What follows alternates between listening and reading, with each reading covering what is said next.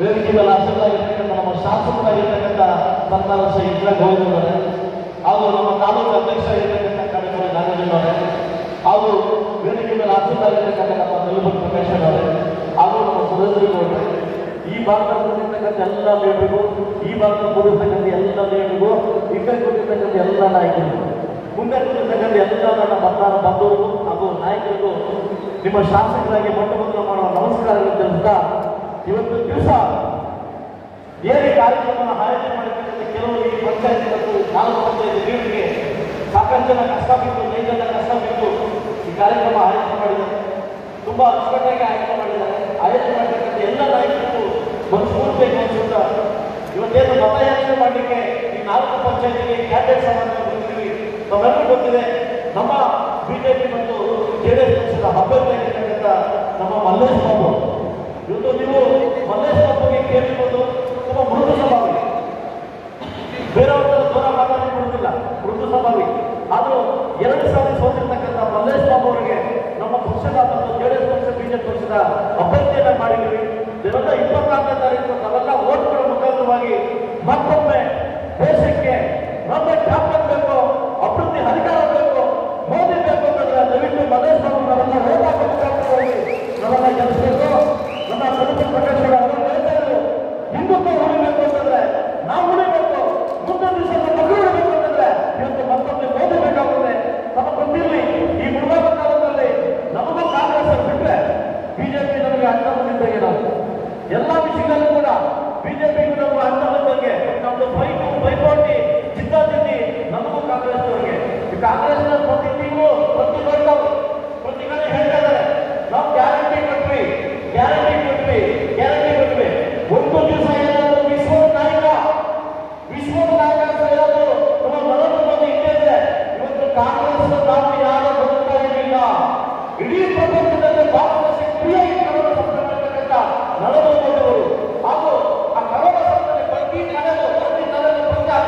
ತೆಗೆದು ಅದಕ್ಕೆ ಅಕ್ಕಿ ಕೊಡ್ತಕ್ಕಂಥ ಮಹಾತ್ಮ ಯಾರಂದ್ರೆ ಅದು ನರೇಂದ್ರ ಮೋದಿ ಅವರು. 2 ಲಕ್ಷ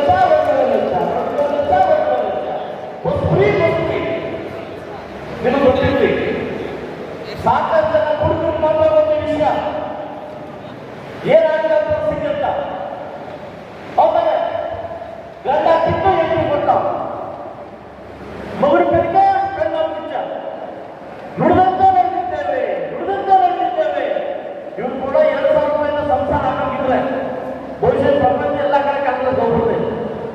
ಇವತ್ತು ಕಾಂಗ್ರೆಸ್ ಸರ್ಕಾರ ಬರ್ತಾ ಬಂದಿದೆ, ಸಾಕಷ್ಟು ಜನ ಮಹಾನುಭಾವರು ಕೂಡ ಮಾತಾಡ್ತಾರೆ. ಬಿಜೆಪಿಗೂ ಒಂದು ಜೆಡಿಎಸ್ ಹೊಂದಾಣಿಕೆ ಇಲ್ಲ, ಒಂದು ಹೋಗ್ಲೇದು. ಈ ಒಂದು ಚಾಲೆಂಜ್ ತಿಳಿಸ್ಕೊಂಡ ಯಾರನ್ನ ನೀವು ವೇದಿಕೆಗೆ ತೋರಿಸಿಕೊಂಡಪ್ಪ ಇದು ಕುಸಂದೆ ಅప్పుడు మీలో ఒక్కటి లెక్క మాటల్లో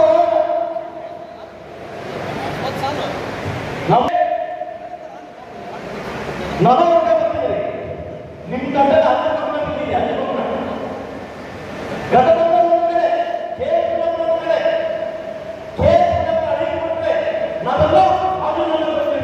ನಾವೆಲ್ಲ ಅದು ಬರ್ತೀನಿ ಅಂತ ಹೊರಟೋರು ನೀವು. ಇಡೀ ದೇಶದ ಮಾನವರಿಗೆ ನೀವು ಎಲ್ಲೋ ನೀವು ಯಾವತ್ತೂ ಬಲಗೈ ಸಮಾಜದ ಒಂದು ಅರ್ಜಿ ಹಾಕಿರಲಿಲ್ಲ, ನಮಗೆ ಗೊತ್ತಿರಲಿಲ್ಲ. ಸುಮ್ಮನೆ ಬಲಗೈ ಸಮಾಜ ಹೆಸರುಗಳು ನಿಮ್ಮ ಮೇಲೆ ಬೇಯಿಸ್ಕೊಳ್ಳೋಕ್ಕೋಸ್ಕರ ಇವತ್ತು ನಮ್ಮನ್ನು ಆಚೆ ಕಟ್ಟಿರಿ.